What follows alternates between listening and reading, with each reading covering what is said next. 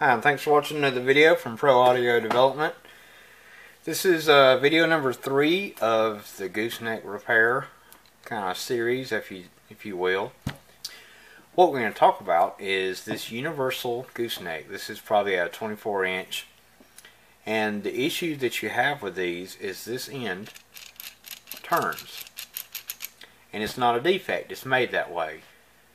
Some of the boards, like a Mackie board and a lot of the smaller boards, actually have the plug-in on top of the board, so you end up with it like this on the mixer. And it's okay, you can turn it wherever you want it to be. And it's convenient. Well, on the Yamaha console, and this is a problem that I have on the mixer that I use on at front of house at the church that I make sound for. Since the Yamaha mixer plugs into the back like this, let's see if I can move the camera, this is what you end up with. And that's how it goes over the mixer. Let's pull this up here. So this is pointing down at your faders, and this is plugged into the back of the mixer. Well, here's the problem. When this turns, what happens is when you let go of it, it falls over. So what we're going to do, we're actually going to mix up some epoxy, and this stuff is equal parts. Just whenever you squeeze it out, just make sure it comes out equally, and you'll break this little end off here. And it's got sometimes it's got a little stopper in here, and you'll actually take and put this on here when you get done. Actually, some's already spilled out on me, so that's why you need, I love the blue shop towels. So but anyway, you want equal parts. You want to mix it for about 30 seconds or so, maybe a minute. If you've got a lot to put on, put several small batches on, and you're actually going to want to mix, since it actually starts to gel in 5 minutes, you want to mix and have the remaining time for you to apply it. What we're going to do, let's see if I can see, this little crack right here, if you can see, that's where it turns. I'm going to hold this up, and I'll actually tape this up, and I'll take the screwdriver. I'm just going to mix it with a little Phillips screwdriver, and I'll get a dab on it. I'll scoop it up, and I'll hold this driver like this, and I'll let it drip right down into this little crack, and I'll do that all the way around. And the first batch that I mix up will be a real small amount. It'll probably be what would be equal to probably 6 or 8 drops, and that's just enough to get down in here where this little turning mechanism is. Okay, we've got it taped up now, so now I'm trying to straddle this around. I got my arms wrapped around the camera, so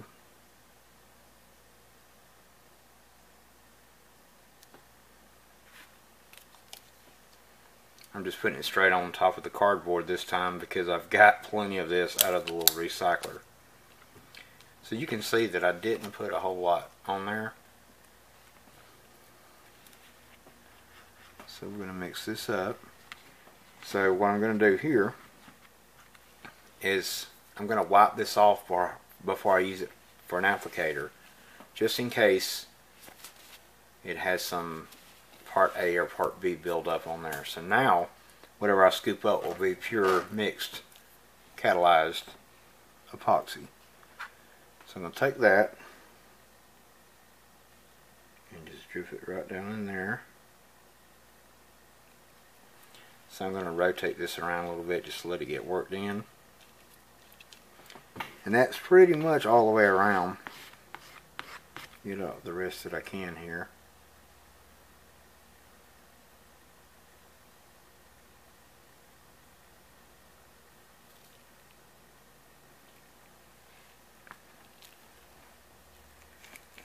Now I'm just going to let it sit like this, and the remainder will run down, and once it hardens, it'll start hardening in 5 minutes because it's 5-minute epoxy, but we're actually going to give this probably a good 10 or 15 minutes before we hit the second coat.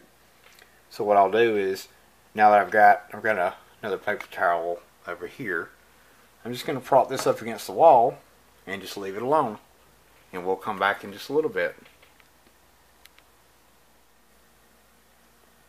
Okay, it's been about 15 minutes now, and it's I don't even know how to put a second coat on it.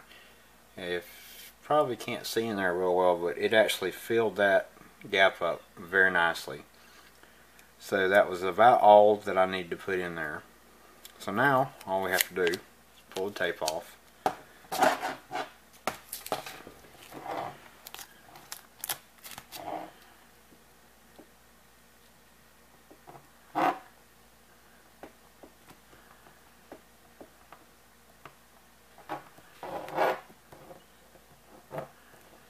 There we go.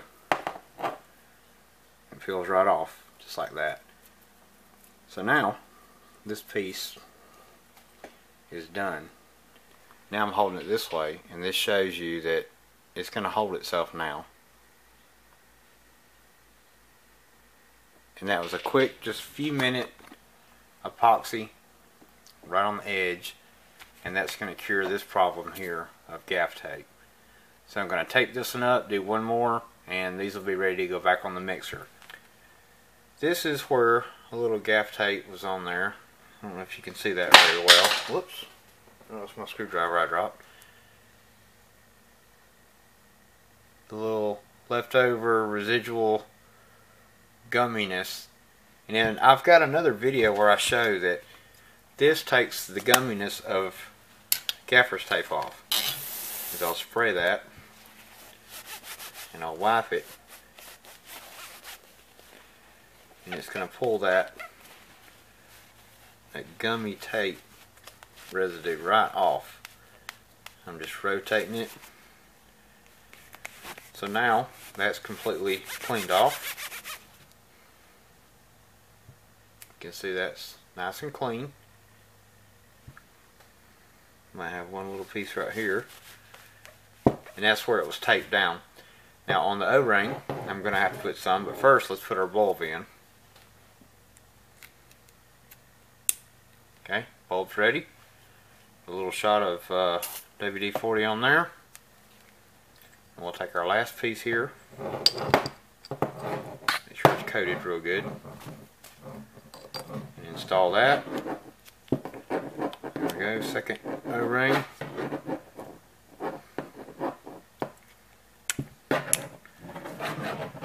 So there we go. Now we have both pieces completely done, ready to install back on the console. Modified, it won't droop anymore. So there you go. That's how to do a repair on this style gooseneck that's made for, I guess you would say it's made for a vertical installation console, and we're doing it horizontal. So there you go. I hope it helps. If you have any questions, then you can come to my website at rickcperry.com. There'll be a blog I'm going to write on this repair. You can come to my Google Plus under Rick C. Perry, or you can go to my Twitter at Rick C. Perry and follow me there. Give me a thumbs up and subscribe to my YouTube channel. Thanks for watching, and please leave me a comment below whether you like it or any improvements you'd like to see on my future videos, and I'd appreciate it.